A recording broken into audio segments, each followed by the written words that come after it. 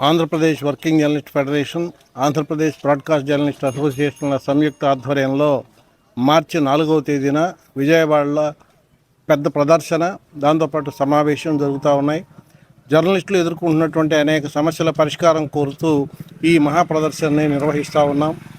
జర్నలిస్టుల ఇళ్ల స్థలాల సమస్య, జర్నలిస్టులకు పెన్షన్ ఇవ్వాలని, అలాగే జర్నలిస్టుల పిల్లలకు ఉచితంగా విద్యా సదుపాయం కల్పించాలని, అలాగే జర్నలిస్టులకు వారి కుటుంబ సభ్యులకు ప్రతి ఏటా 2 సార్లు ఉచితంగా వైద్య పరీక్షలు నిర్వహించాలని, అలాగే ప్రెస్ అకాడమీ గవర్నింగ్ కౌన్సిల్ని వెంటనే ఏర్పాటు చేయాలని, జర్నలిస్టుల అవార్డుల్ని వెంటనే పునరుద్ధరించి అవార్డులను కేటాయించాలని, జర్నలిస్టుల కోసం ఒక వృద్ధాశ్రమాన్ని నిర్వహించాలని చెప్పేసి కోరుతూ ఈ డిమాండ్లన్నిటి మీద ఈ మహాప్రదర్శన జరుగుతూ ఉంది.